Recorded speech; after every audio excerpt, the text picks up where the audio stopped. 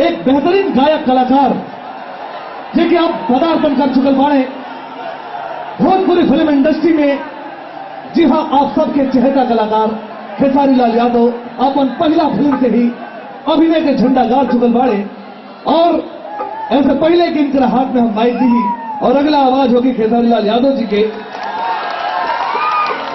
हम चाहत के मंच पे आ चुकल बाड़े एगो खूब जोरदार ताली बाजे के चाहिए।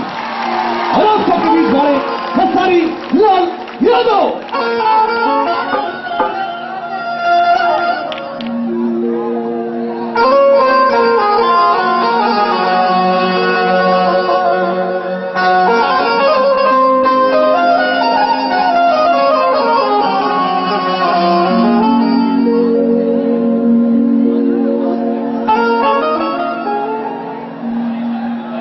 हेलो हेलो आओ सारे भाई बड़ा हुआ।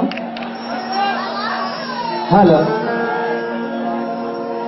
हेलो मोनीटर का आवाज खोलिए, मोनीटर का आवाज, मोनीटर का आवाज खोलिए, इसको और भारी कीजिए। मोनीटर का रिटर्निंग बिहार हमारा तरफ से तमाम भोजपुरिया समाज सुरता सुरवैया माता बहन बेटी साथ में भौजी हो जिलो तम नहीं सबका के प्रणाम बा भैया। आज हम जौन भी बानी किरवा सबके आशीर्वाद के वजह से बानी। आज हम खेसारी से खेसारिया भइल बने थे मेरे वह सबके आशीर्वाद बा। ना तो हम तो ऐसा ना अनाज है कि उसे पचबे ना करे, ये खाई लू डायरेक्ट हो गए। लेकिन इरवा सबके दुआ प्यार बा दुलार बा, जे एगो भैंस रहल वाला लड़का के वो सब फ्लाइट पर चढ़ावता नहीं। ऐसे आज रउए चलते ऐसन बढ़िया मंच मिलल और सबके प्यार मिलल, एक हम आभारी बानी। हम ही चाहब कि वो सबके हाथ हमारा माथ पर हमेशा रहे के चाहिए, रही ना।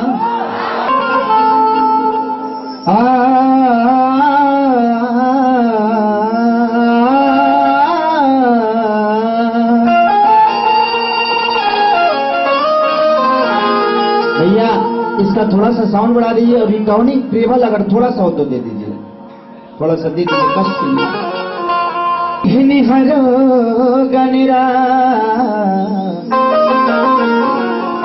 एक दंती करी बरी बजाना सीधी करो ममका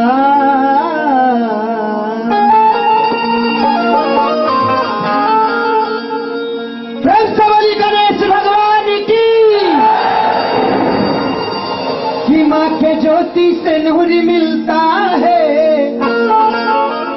सभी के दिलों को सरूर मिलता है।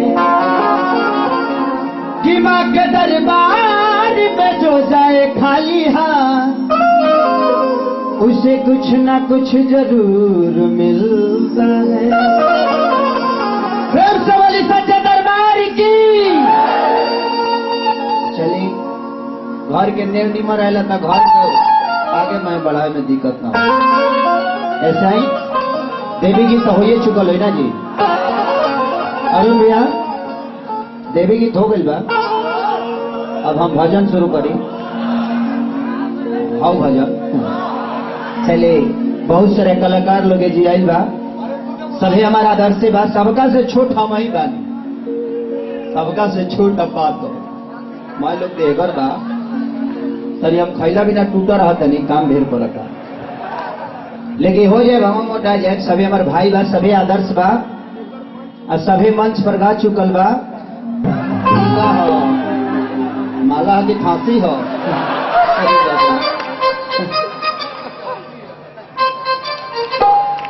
तालियों ये बजा लो मर। चलिए मुन्ना सिंह ठेकेदार सही में अगर दूरी रख ली तो यही हम दबा के केचूर छोड़ दे। तो बड़ा भारी बाजी प्यार प्यार इतना भारी होला। चलिए मनी हमारे बबलू भैया मुन्ना भैया बड़ा सम्मान देनी लोग। आई प्रोग्राम ना हमने के प्यार है। अरुण भैया जेकरा चलते हम बबलू भैया